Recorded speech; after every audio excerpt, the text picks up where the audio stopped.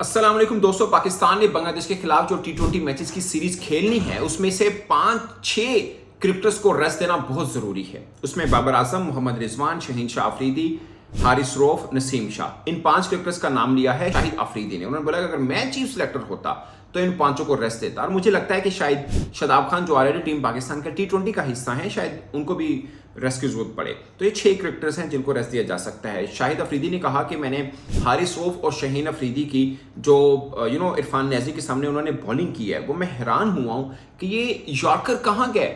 ये उनके अल्फाज हैं शाहिद अफरीदी के कि यॉर्कर कहाँ गए।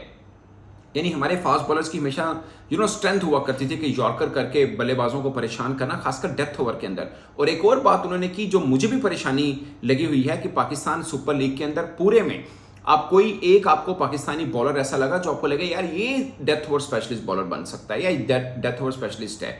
आप भले जिसके मर्जी नाम ले लें, वो चाहे अली रजा हो, नए बॉलर्स भले उबैद शाह हो, भले अच्छे वापस आने वाले हसन अली हो, नसीम शाह, कोई भी जितने भी बॉलर हैं, डेथ में कोई एक बॉलर ऐसा नहीं है जिसने अपनी चमक दिखाई हो कि भाई डेथ में तो मैं संभाल लूंगा। अगरचे अब्बास अफरीदी की बाकियों की निस्बत थोड़ी बेहतर जरूर है, मगर उस पर भी कॉन्फिडेंस लेवल अभी तक हमारा बन नहीं पाया कि भाई ये बंदा आखिरी में ओवर में 10 नहीं बनने देगा। ऐसा कोई एक बॉलर हमें नजर नहीं आया। बनने को तो किसी को भी 15-16 भी बन सकते हैं, बट एक भरोसा होता है ना कि यार इस बॉलर पे है कि ये डेथ ओवर में रन नहीं खाएगा। जो हमें आज से 2-3 पीएसएल पीछे में जमान खान के ऊपर कभी हुआ करता था कि यार ये डेथ ओवर का अच्छा बॉलर बन सकता है। बट अनफॉर्चुनेट इस पीएसएल में लाहौर कलंदर ने भी लगातार चांस उनको नहीं दिए और कुछ उनकी भी मुझे लगता है कि मेहनत में 19-20 हुआ मामला। तो ये है। तो शाहिद अफरीदी ये कह रहे हैं कि अगर वो चीफ सिलेक्टर होते तो सबसे पहले इनको रेस्ट देते। और उन्होंने हैरानगी जाहिर की नसीम शाह और शहीन शाह अफरीदी पर और हारिस रऊफ पर। क्या आप बैट्समैनों के ऊपर वर्क करके नहीं आते हैं? यानी आपको नहीं पता कि इरफान न्याजी को बॉल कहाँ पे करनी है डेथ ओवर के अंदर। और फिर उन्होंने एक पॉइंट बताया कि आप छक्का खा लो, चौका खा लो, जो कि कोई भी बॉलर खा सकता है, मगर वहां पे खाओ जहां पे आपने फील्डर खड़ा किया है। आप छक्के चौके वहां पे खा रहे हैं जहां नीचे फील्डर भी नहीं है। यानी आपकी लाइन लेंथ, आपकी जो प्लेसमेंट है, फील्ड प्लेसमेंट उससे डिफरेंट है। तो आप कौन से वर्ल्ड क्लास बॉलर हैं? ये शहीन शाह अफरीदी और हारिस रऊफ को कहा है शाहिद अफरीदी ने। ये बात गौर तलब है। और फिर उन्होंने नसीम के ऊपर भी कहा कि नई बॉल का अच्छा बॉलर है, लाइन बहुत अच्छी है, मगर उसको भी रेस्ट चाहिए। तो पॉइंट इस के 5 क्रिकेटर्स का नाम उन्होंने लिया, जिसमें बाबर, रिजवान, शहीन, नसीम, हारिस, ये वो 5 क्रिकेटर हैं जो टीम पाकिस्तान की कभी जान हुआ करते थे। अब ये कभी का वर्ड थोड़ा लंबा होता जा रहा है क्योंकि पिछले 1-1.5 वर्षों में, 2-3 वर्षों में बल्कि पाकिस्तान को कोई बड़ी जीत नहीं मिल रही है। बीच में 2 मिली, जो हमने ऑस्ट्रेलिया को वनडे सीरीज हराई और साउथ अफ्रीका को भी वनडे सीरीज उनके घर में जाके हराई, मगर कंसिस्टेंसी कहाँ पे, ये ढूंढ रहे हैं हम कि वो कहाँ पे हुई, वो नहीं मिल रही है। फिर इसमें हमने चैंपियंस ट्रॉफी की मेजबानी भी की और भी बहुत सी चीजें हुई जो नहीं हुई। बट मैं आपको एक खास पॉइंट बताने वाला हूं कि हारिस रऊफ ने 25 मैचेस हो चुके हैं। आखिरी बार जब वो किसी मैच में मैन ऑफ द मैच हुए, ऑस्ट्रेलिया के खिलाफ जो हमने दूसरा और तीसरा वनडे मैच खेला, उसमें वो मैन ऑफ द मैच थे, शायद मैन ऑफ द सीरीज भी थे। मगर उसके बाद वो किसी भी इंटरनेशनल या डोमेस्टिक मैच में मैन ऑफ द मैच नहीं हुए हैं। शहीन अफरीदी को 36 मैच हो चुके हैं, वो किसी एक मैच में भी मैन ऑफ द मैच नहीं है। आखिरी बार आयरलैंड के खिलाफ वर्ल्ड कप टी20 वर्ल्ड कप 2024 में वो मैन ऑफ द मैच थे।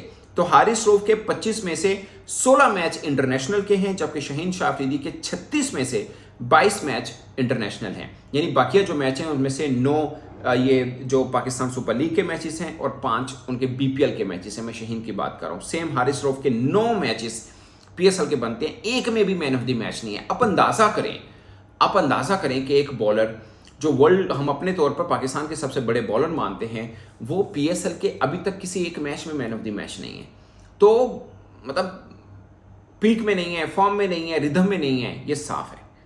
और मुझे लगता है कि रेस्ट की जरूरत है। बट मैं आपको थोड़ा सा पोस्टमार्टम बता रहा हूं पिछले लगभग 1 साल के अंदर कि कहां कहां पर गया है। और सबसे खास पॉइंट कि आप इनकी इकोनॉमी नोट करिएगा कि पाकिस्तान के 2 बड़े बॉलर्स की इकोनॉमी क्या है। मैंने पिछले व्लॉग के अंदर प्रीमियर बोल दिया तो नीचे लोगों ने मुझे गाली देने शुरू कर दी कि आपने इनको प्रीमियर बॉलर क्यों बोला। भाई पाकिस्तान के प्रीमियर बॉलर यही हैं। आप मतलब जैसे समझ लें, हाँ फॉर्म रूठी हुई है, जो मर्जी मान लें, बट और कौन है? मतलब नसीम, शहीन, हारिस, ये 3 ही तो हैं जो आपका रेगुलर टीम का हिस्सा रहे हैं, और तो कोई रहा नहीं है इस तरह से इतने लंबे टाइम पीरियड में। अब बात करते हैं चैंपियंस ट्रॉफी से पहले ट्राई नेशन सीरीज हुई। अब मैं आपको दोनों बॉलर्स का बताता हूं, शाहीन का भी और हारिस का भी।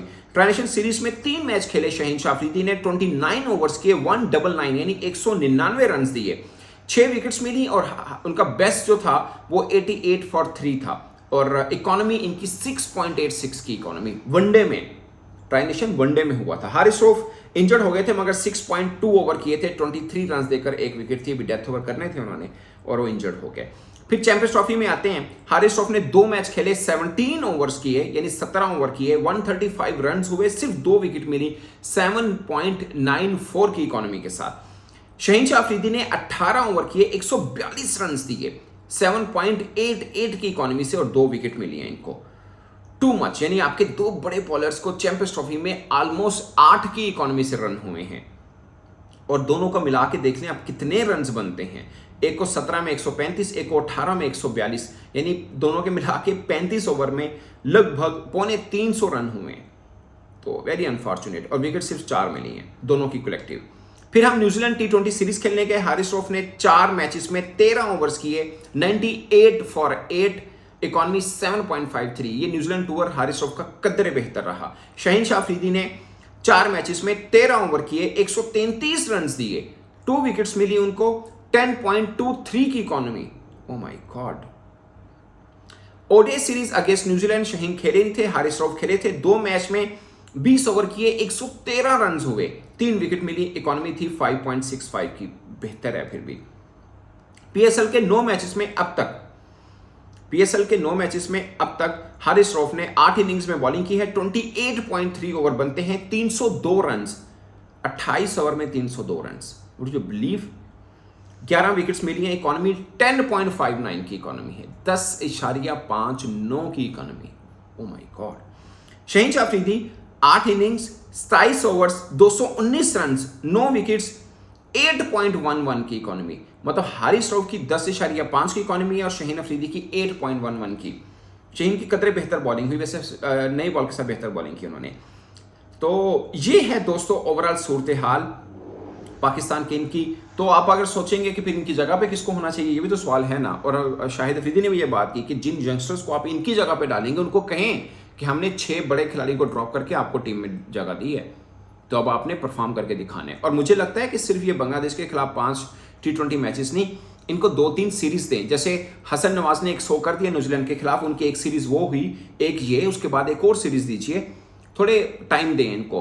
आपके पास हसन नवाज पहले हैं, Mohammad Haris wicket keeper batsman already आपके साथ हैं, साबज़दा फरहान भी ऑफकोर्स अल्टीमेट चॉइस बन जाएंगे पाकिस्तान टीम में।